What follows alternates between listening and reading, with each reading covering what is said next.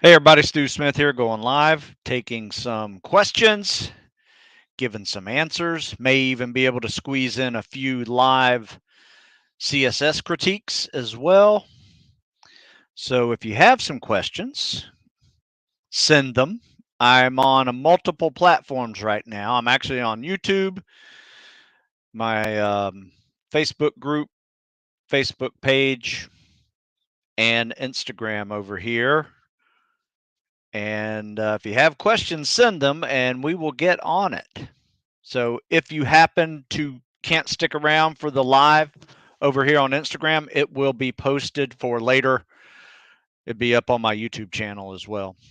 So my Instagram page is StuSmith50. My YouTube page is Stu50Smith. And you ask why 50? It was my high school football number.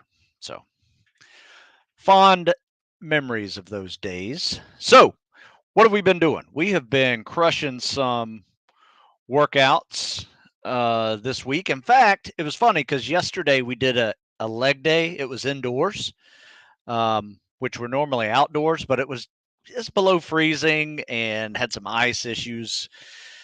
I didn't feel like bringing out the deadlifts and the squat racks outdoors.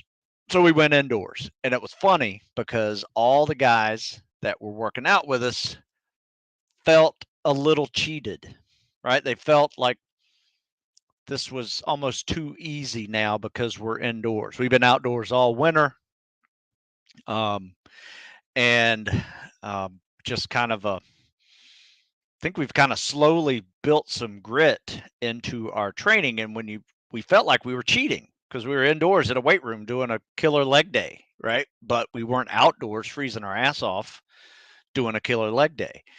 Um, so it was kind of funny. So I realized while I was running this morning, I just got to thinking about this whole thing, and I realized that yes, we're getting comfortable being uncomfortable, but are you uncomfortable when you're comfortable?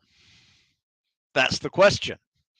So anyway, I think there's something to this little outdoor workout thing that we're doing because we're definitely harder, definitely a little tougher than we have been in the past, where it doesn't really matter if it's 25 degrees or less. We're still running and doing a good workout outside. Whereas years before, it was like, it's below freezing, I'm staying inside.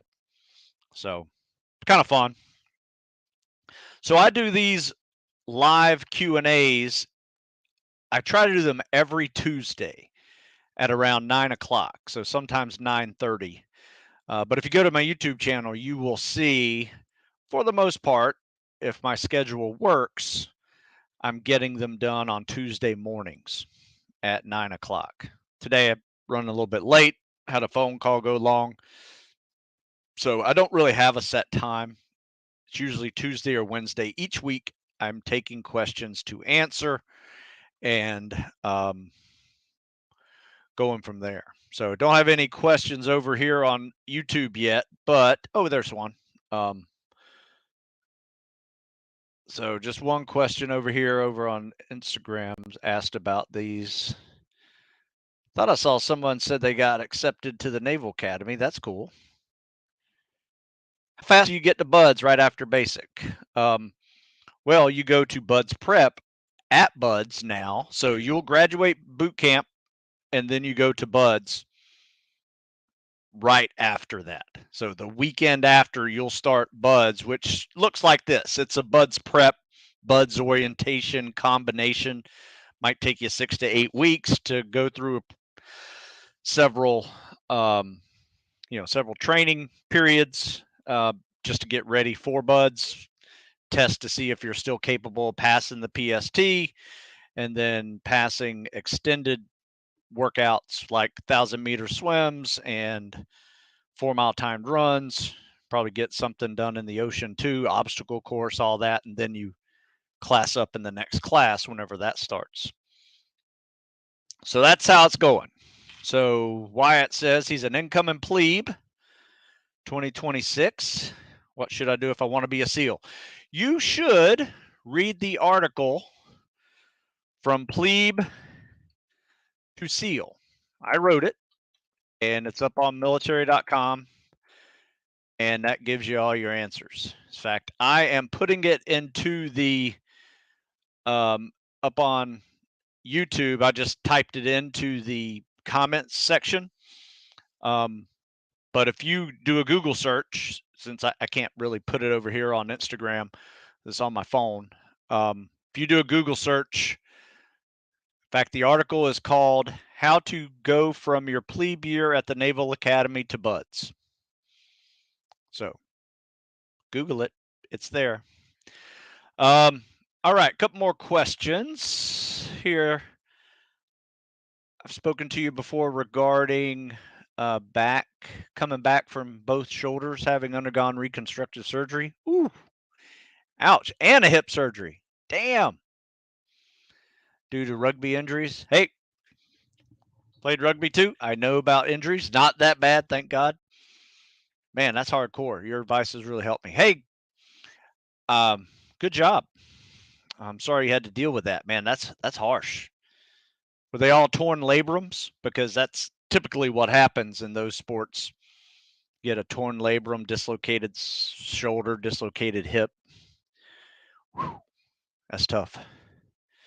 But nowadays surgeries are so good that you can actually do stuff after those surgeries. I think you'll be okay. Just listen to your physical therapists for sure. Been swimming long distance, slow, like 70% to get more mentally comfortable in the water. Swimming instead of the 50-50 workout. What do you think? I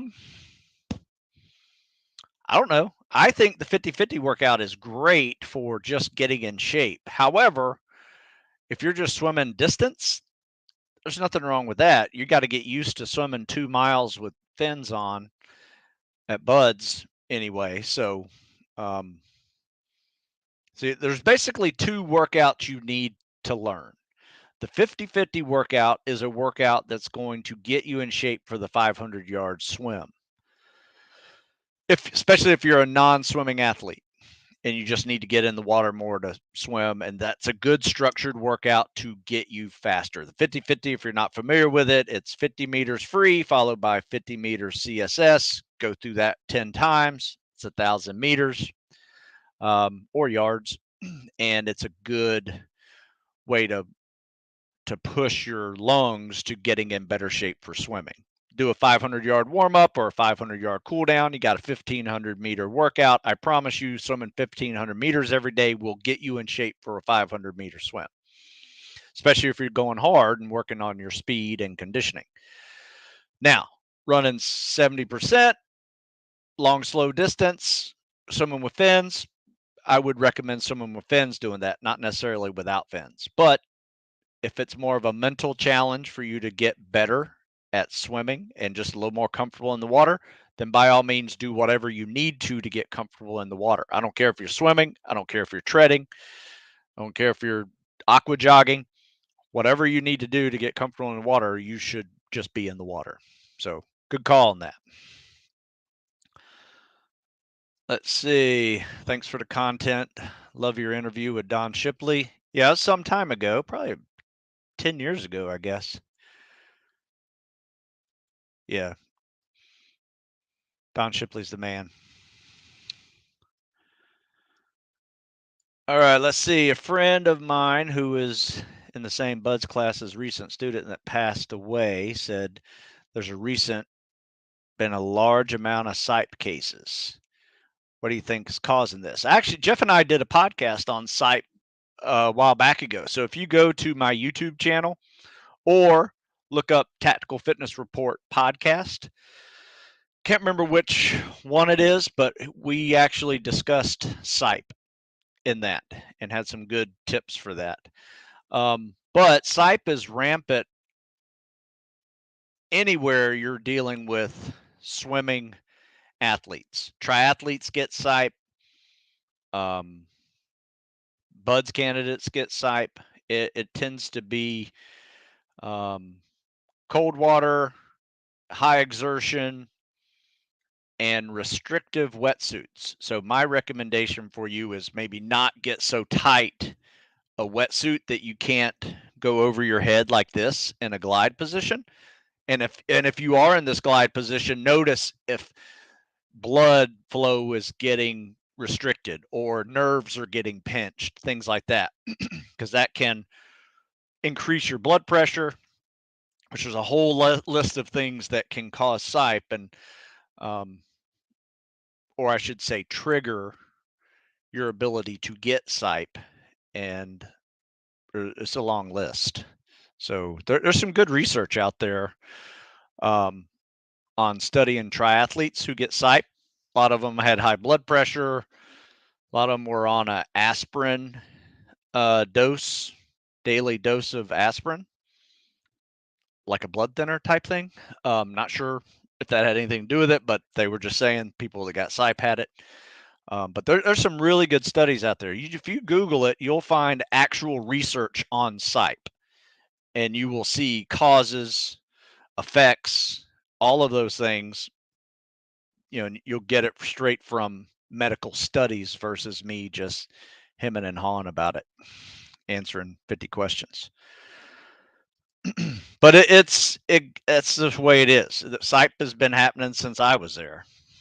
So, but it can be deadly if you're not pulled from it, and that's very unfortunate for Seaman Mullen, for sure.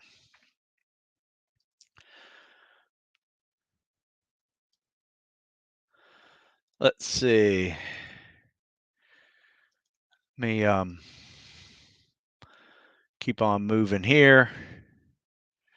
All right, some more questions. Let's go over here to Instagram.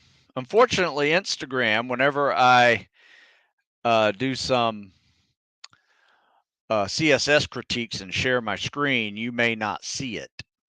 Actually, I know you won't see it because it's not linked to my YouTube channel. But you can watch them later. I got to see if I can find some first. I don't know if I have any on my thing. I may have to share recent ones that I did on TikTok.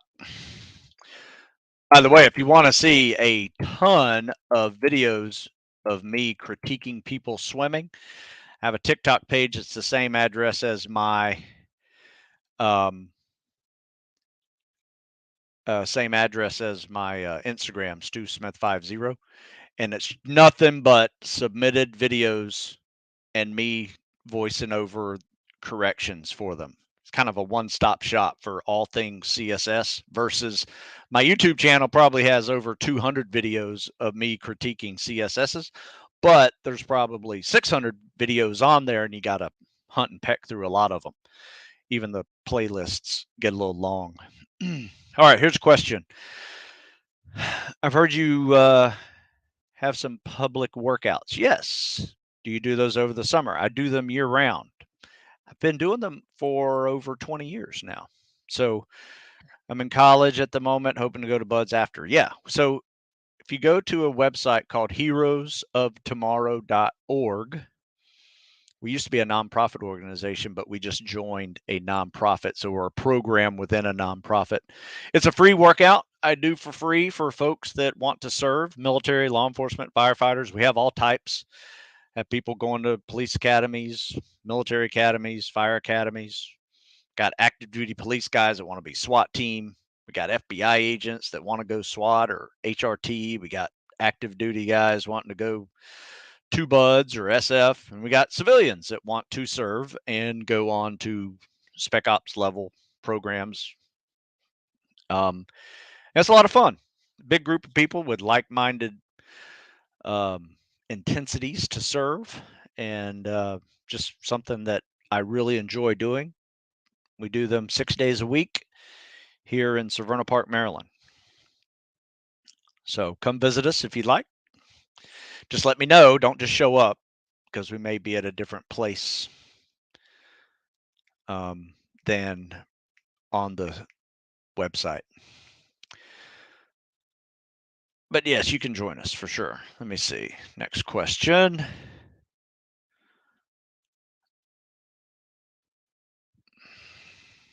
Looks like you guys are answering each other there, which, can you talk about depth?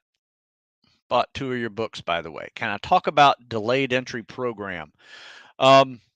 Basically, delayed entry program is as short or as long as you need it to be, up to a year, I think. So what most people want to do, though, is they don't want to hang out and be in delayed entry program forever. They want to move on from passing their PST, getting their contract, and then getting out of here as soon as possible. But if you're doing that, that means you've pre-trained before you even join. So one of my rules is don't even talk to a recruiter until you're able to crush the PST. Otherwise, you're just going to take the PST and constantly fail. And no one takes you seriously in that delayed entry program if you are a chronic PST failure. You're really just wasting their time because they want you to get a contract and get out of there or pick something else. Because that's basically what they're going to do. They're going to test you to see if you pass the PST, and if you do, great. Then it's your job. Unfortunately, a lot of people stop there, and all they do is get good at getting good PST scores, and they never take it to the next level where they need to focus on getting through buds. So instead of 500-yard swim, pull-up, push-up, sit-ups, and a 1.5 mile run, you now need to graduate and push that into a 2-mile swim with fins. Take some time to build up to that. 4-mile timed runs at a 7-minute mile pace as an easy day. And of course, depending on your athletic history, you may need to lift some weights to get some durability so you can handle the logs and the boats and rucking and fireman carries and all of those things that you will see in the first 4 weeks of buds, where most people quit or get injured or don't meet the standard. So DEP is not going to prepare you for that. It's going to prepare you to get to buds, and that is it. Now, there may be a program out there that, of mentors or former mentors and recruiters that actually take it to the next level, but that's not a universal concept. So there you go. Don't even talk to a recruiter until you can crush the PST. Otherwise, no one takes you seriously. Let's see. Thanks for doing what you do. Currently reading and training from one of your books. Really kicking my ass. Good. Thank you. Let's see. Not asking as a reflection of your training, but I'm curious on the percentage of guys you work with and go to buds that actually end up in the pipeline, given the recent high attrition rates. You know what? We've been getting crushed in the recent high attrition rates, and I'm not lying to you. We've had guys, but here's the deal. Like, nobody was failing anything, right? There weren't guys that just couldn't run or they couldn't swim or whatever. They just got mentally beat and quit. Luckily, I would feel like it was something with our training, but the attrition rate is crazy. We even had Naval Academy guy not make it, and he was a freaking stud. So they're physically able to do it. There just comes a time when you get in your own head whether or not you should be there or not, and that is crippling to people. So we have not been doing that well in the last, I'd say, 6 months. I think we have maybe 3 guys that made it through Hell Week, and we probably had another 3 not make it through Hell Week. But we also have like 5 guys in SQT. So, it's a little high for my liking, and it makes me want to train the guys harder. But the programs are still working. Otherwise, we wouldn't have people in, not only SQT but in the SF pipeline as well. So, good question though. No, it's brutal. Look, I mean, it's a 90% attrition rate. If you're on that other side, I think we just had I tell you what, though, there was one class about 5, maybe 3 classes ago where they went down to 13, and 3 of our guys were at that 13. So that was good to see. That was like 3 or 4 classes ago. So that was impressive. But yeah, it's rough. It's rough on everybody. I'm not immune to people changing their minds at buds. In fact, I wrote an article about that. Funny you should ask this question. Is I wrote an article this week, and I'm going to put it in the description right here. And it's as a fun title. It is beware things that can end your spec ops journey before it even starts. So check out this article here. I think I just posted it up on Instagram on live, but it's also in one of my posts there as well. But that is a great article. Gives you some reasons why people are changing their mind, failing, quitting, or changing their mind. That's a big combination right there. And they just not exceeding the standards. Injuries, unfortunately, is a huge one. We've had some guys go down with some very unfortunate injuries, and some of them, most injuries are like in this overuse phase where they weren't really prepared. These were just traumatic, accidental injuries, like a broken ankle or, you know, hip coming out of socket or something. I mean, just horrible stuff that took some serious surgery time to recover from. Do you have any strong opinions on going enlisted EOD with a BS degree? No, I think that's great. There's a lot of guys. In fact, we just had probably 3 guys last year all had college degrees that are enlisted EOD right now. Had a couple of guys go officer too. But yeah, it doesn't matter. I mean, I think it's a great way to go. If you have a degree and the officer route is so competitive that you got to nearly walk on water to get accepted, that you go enlisted with a degree, spend 4 or 5 years as an enlisted guy, actually learn your job, and then apply for the officer route. You don't have to go through training again. You just become an officer in that program, with some very useful experience compared to your peers of other ensigns and second lieutenants if you choose another branch of service.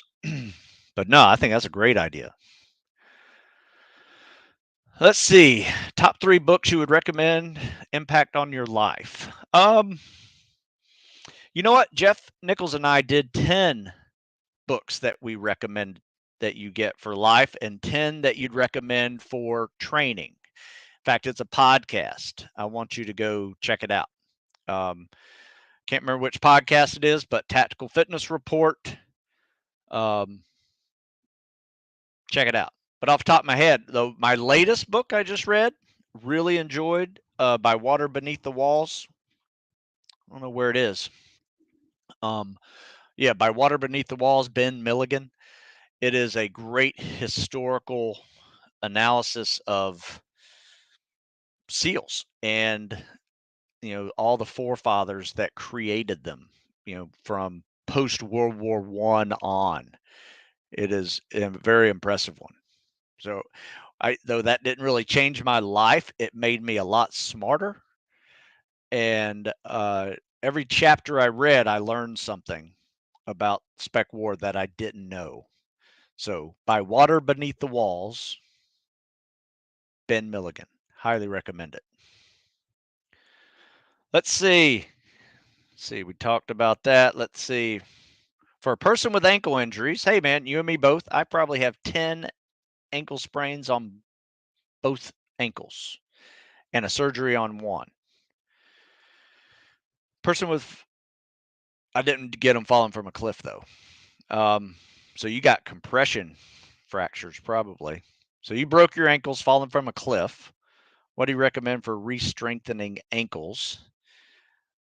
I already hike long distances, but would like swimming with fins.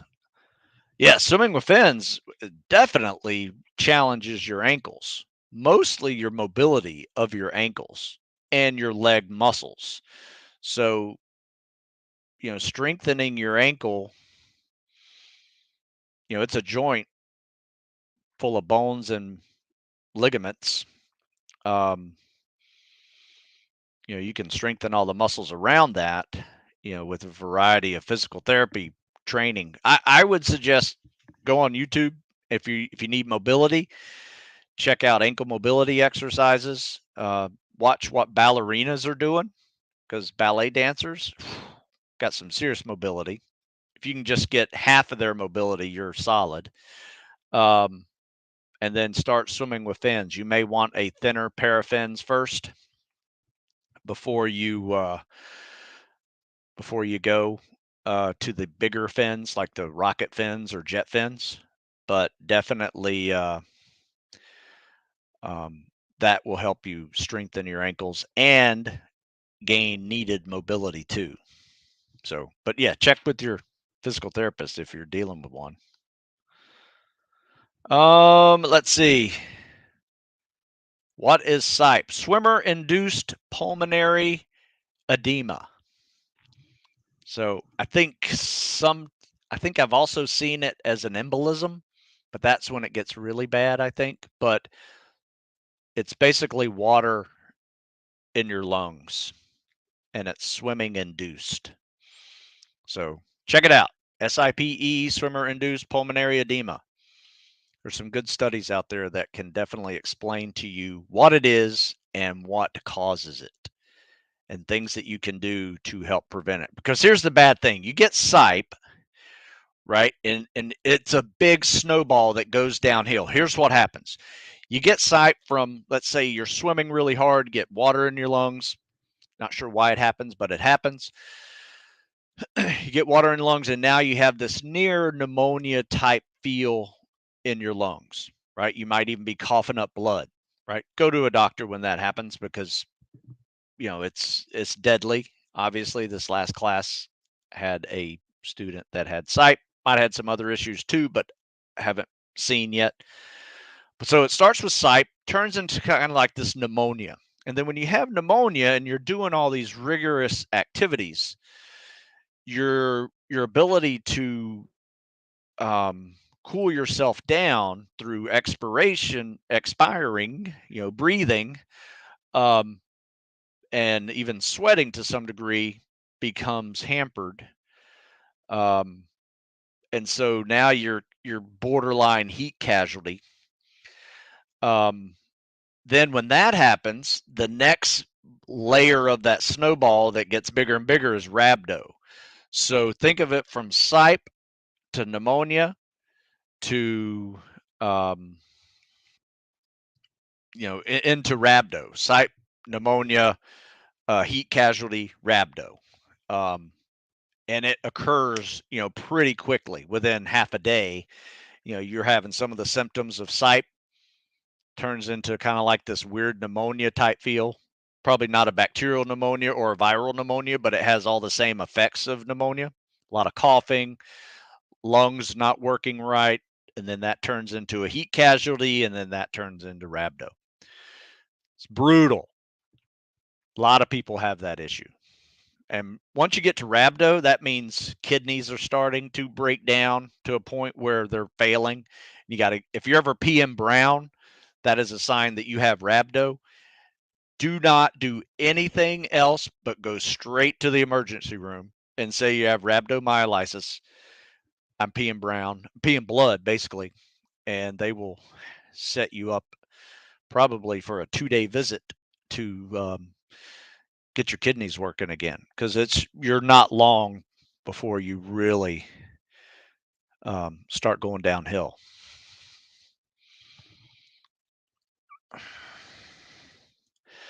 All right, Paul says, appreciate your insights since it's so damn cold up here.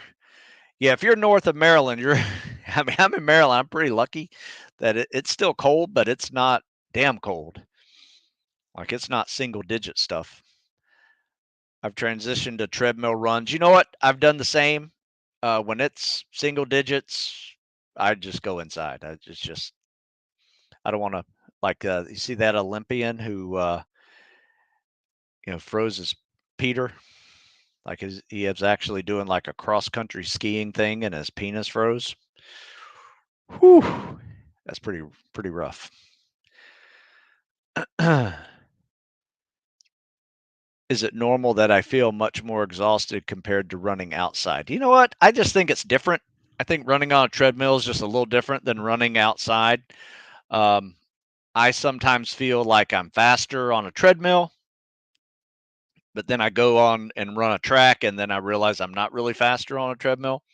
Right? It didn't really transfer over to the same speed. So just consider it two types of running,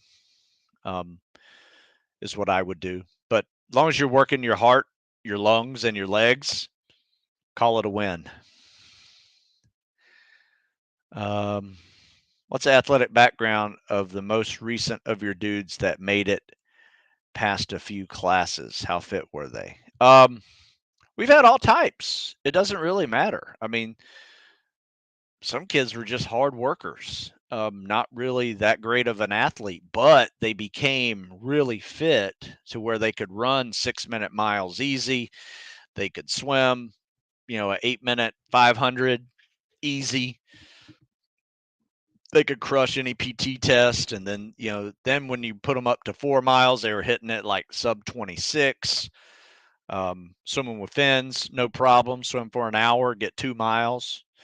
So yeah, I mean, that was from everything from, we had lifters, we had a cross country guy, like track guy, so obviously he's a good runner, but he got stronger. Then we had guys that just worked, and I remember one guy was like his first time ever training with us. He had shin splints for a month and didn't run with us anymore for the next month.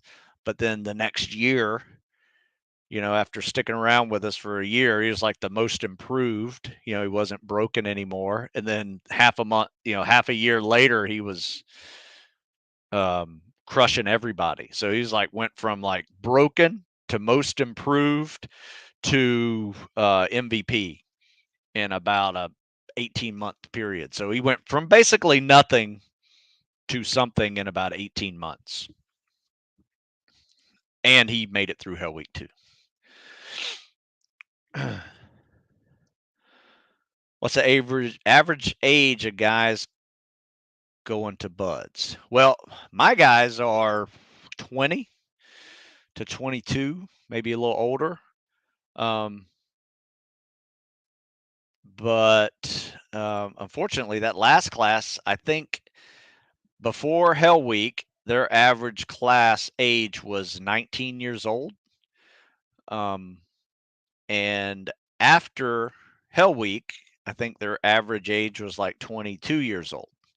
So they lost most of their teenagers in that 90% attrition was mostly teenagers. But that's how it was when I was in too. I mean, we started with 120, graduated 28, and probably had over 100 teenagers. Maybe not 100, maybe 90 teenagers when we started. And I think we had 3 when we graduated. Let's see, another question here. Any advice for tackling the obstacle course for shorter athlete? You know what? We actually had one of our guys fail the obstacle course because he couldn't get over the dirty name. Absolute stud and everything else, could not get over the dirty name. He was a little shorter, and that was heartbreaking. It does happen. In every class, there's somebody who can't do that dirty name jump.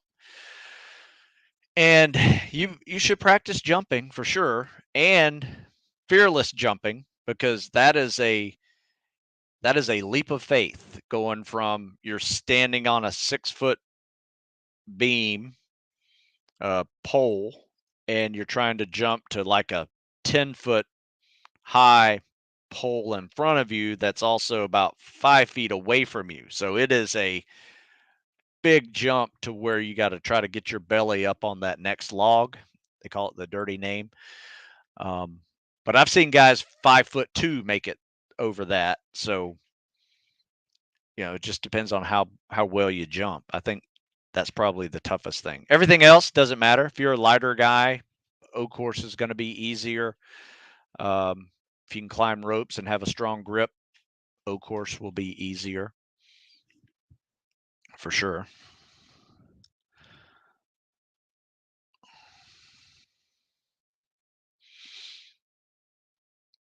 Yeah. So yeah, you have a partner that's a ballet dancer. Yeah, those muscular legs and those folks. Oh yeah, speed skaters, figure skaters have some serious leg strength and messed up feet for sure. Let's see. Any tips on tendonitis? Tendonitis is one of those things that you can learn to live with it and still train with it to a degree. However, you need to warm it up, um, get it a little more pliable with some light stretching, um, get some blood flow in there, and you'll find that it may start off like pretty sore. Like I've had tendonitis in my feet, in my knees, my hips, over the years, and it requires a thorough warm up. You get it nice and warm. It's a little more pliable. You may even notice it doesn't even hurt anymore. You go for your run, you're good to go, and then it starts hurting again after your run. That's pretty much how tendonitis will act. It can get really bad and chronic, so you definitely want to be massaging it, rolling it, doing anything you can to eliminate swelling, inflammation. Some people like ice, compression. I personally like foam roll and compression. I find those to be very helpful with being able to um, still train with it, especially like an IT band flare up or I would avoid certain tendons. Like if you get a tendonitis, like Achilles tendonitis, definitely avoid sprinting up hills or sprinting in period or jumping. There are some things that I probably wouldn't do with certain types of tendonitis that I would do with others. So just kind of depends. But you can look it up. Google how to relieve tendonitis, and you'll probably get 10 different ways to do it, and try a couple of them and see what works for you. Do I recommend taking creatine as a supplement? I do not, but um, I've just had I know it's good for you in certain events. I'm not opposed to it. I just don't do it myself. Whenever I first heard of creatine, it was in the 90s. People were not really using it correctly. And the next thing you know, there were a lot of folks that were trying out, they were athletes, they were trying out for buds, with like a screening program that we had at the Naval Academy. And a lot of them failed the screener because shortly into it, they were bilateral cramping all over their body. So we didn't really understand dosing and hydration, how important that is with it. So you can definitely screw up your creatine supplements if you're not careful. So I would definitely make sure you're doing it correctly. Um, Maybe get some professional help with it through a nutritionist um, to see how to actually do it versus just asking somebody in a weight room how to do it, because someone using it in the weight room will not apply to you, especially if you're trying to do 30 miles a week of running, sweating profusely all the time, adding in swimming and rucking, high rep calisthenics. It may not be the supplement of choice. Let's see here. Take a few over here.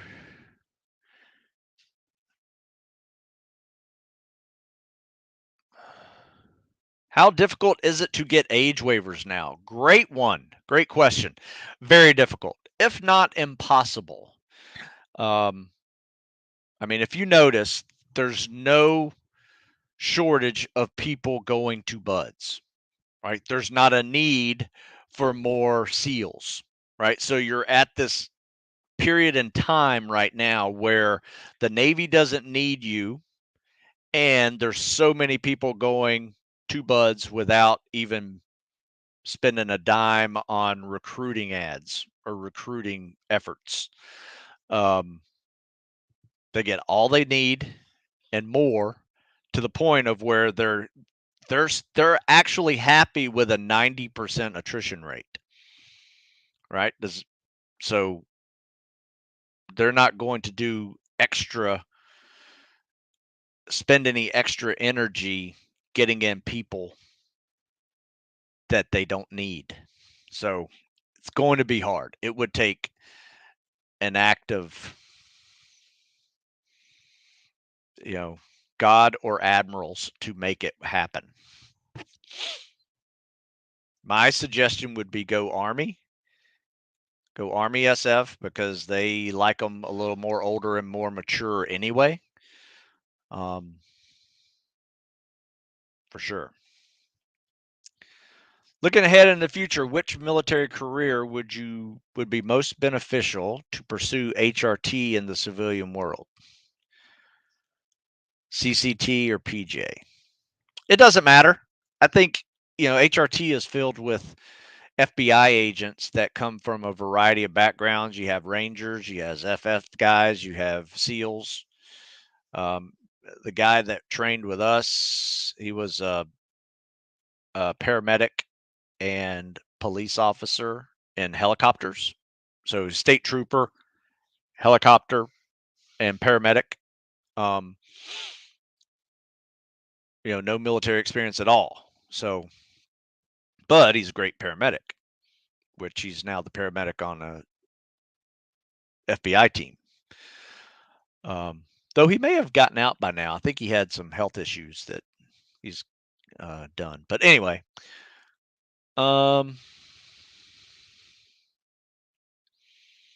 yeah, it doesn't matter. I don't think there's one that's more beneficial than the other, to be honest. I think getting some form of spec ops training in the military is helpful, because you almost have like a straight shot through their screener, which their screener is very hard. It is modeled after Hell Week, and it sucks. So be prepared for that.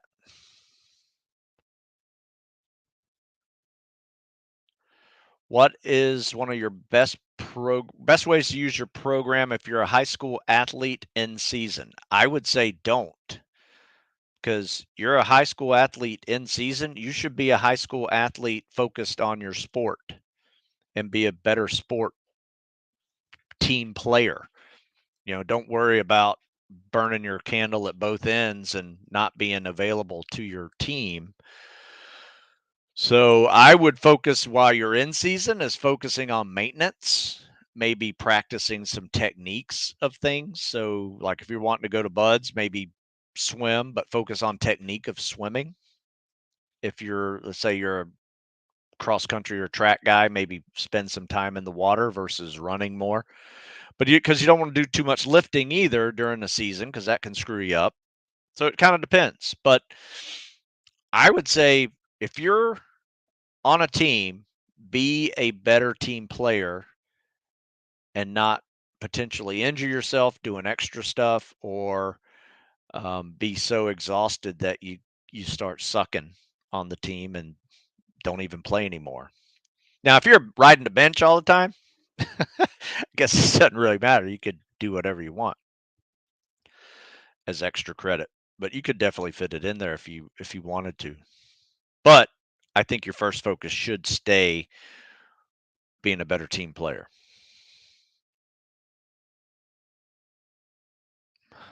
Best advice for swimming in camis. Woo, good question. I think I may end with this one. And sorry, we'll do a couple of critiques too. But swimming in camis, I need to show some people swimming in camis, because it sucks. There is actually no glide when you swim in camis. It it's hard to stay horizontal, right? You kind of like swimming diagonal the whole time because you're sinking. So one thing I like to do when I'm swimming in camis, first of all, I don't like swimming in camis because it really sucks. The last thing you ever want to do is take a swimming in camis test for the first time. During the test, you need to practice a lot of swimming in cami, especially if you're going recon, because that is their 500-meter test is done in cami top and bottom.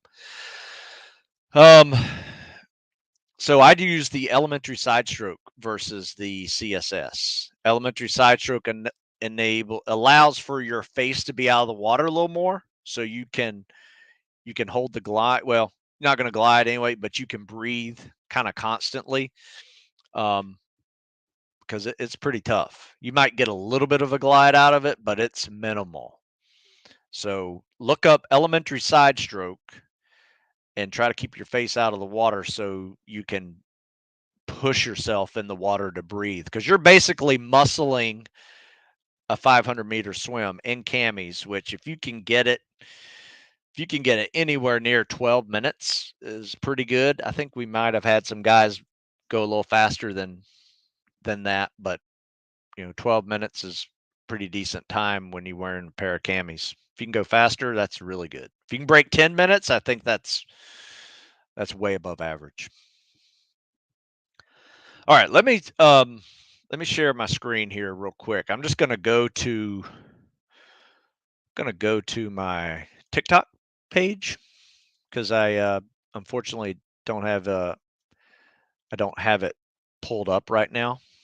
So we'll go to TikTok. As you can see, Stu Smith 50 over here on TikTok.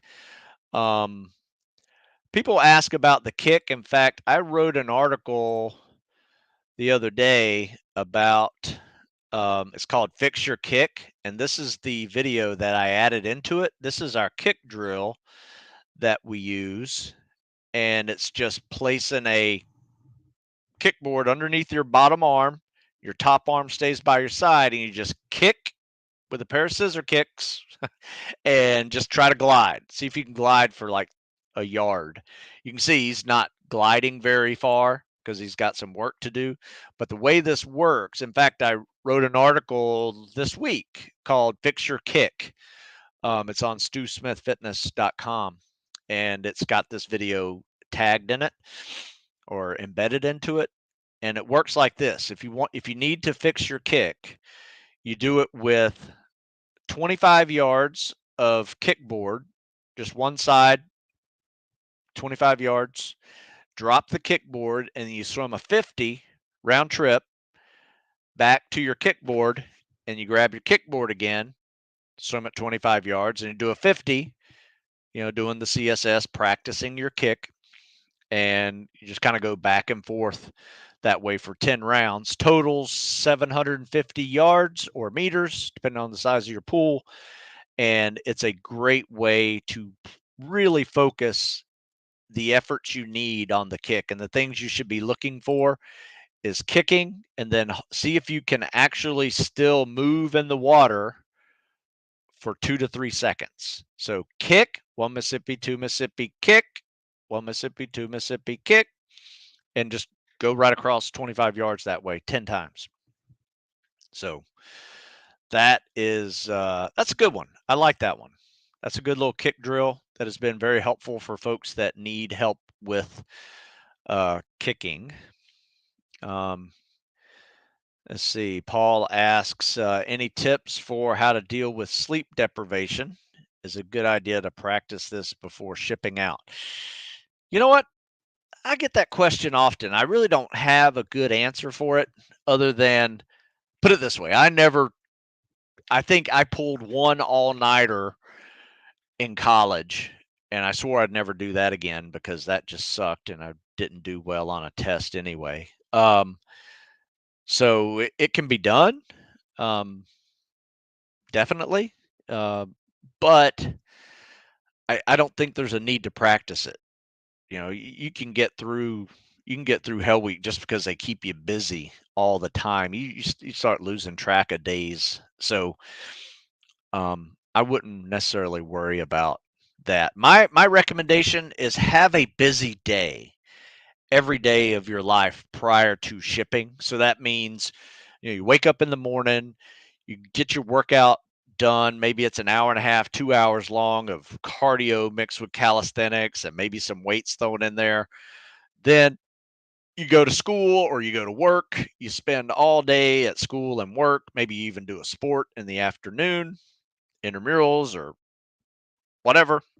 And then you do another little workout, maybe a swim before dinner. And then you go study the rest of the night or whatever. Um, that was my life before Buds at college. My days were 18-hour days of pretty much all day long doing something, and then 6 hours of sleep. I thought that probably prepared me better for anything because here's what was funny is when I got to Buds, I remember going through a day of Buds and then we ate dinner and I was like, wait a second. I don't have to study. I don't have to go work out. I've done everything I need to do. I got this whole evening to myself, maybe just polish my boots and get ready for tomorrow. That was it. I was like, man, this is awesome. So, um, I think that type of busy life is very helpful because when you get to Buds, you'll see that there's things that you don't have to do, and you all of a sudden you have this time.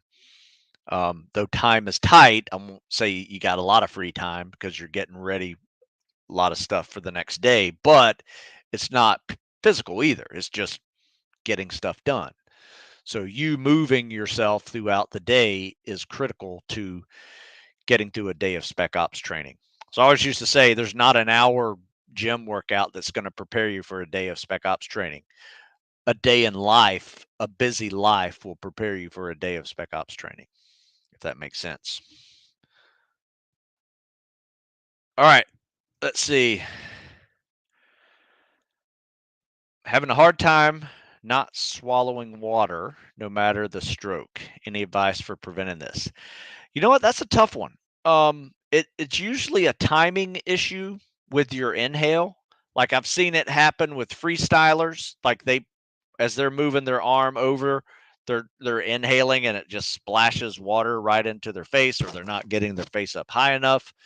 Um, whenever you turn to breathe, not sure. I probably need to just if you send a video and I can kind of see what's going on, that might be helpful. But it's typically a timing issue when you're not um,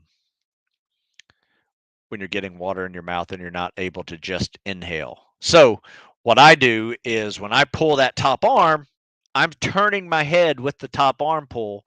So I'm not even done with the pull. My face is now out of the water and I am starting to inhale right now during that bottom arm pull and then kick and recover. So there is a timing to it.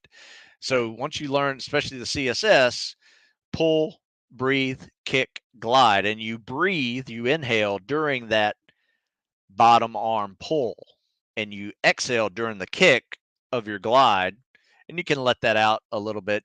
Take 3 seconds to exhale, and then turn to inhale. Whew. All right, let's see.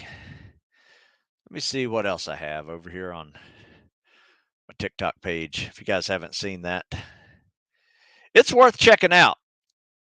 I'm telling you. There's something, everybody has some issue with their kicks. Some are more common than others.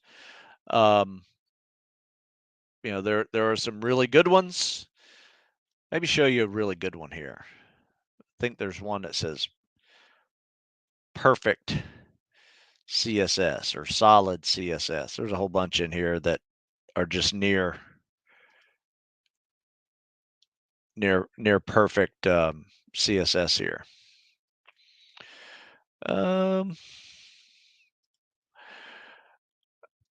All right, so I'm going to show you this one because this is a pretty good one. And then I'm going to have to shut it down after this because I have to get to work. All right, so you guys should be able to see that. We are going to, let me see, back it up a little bit.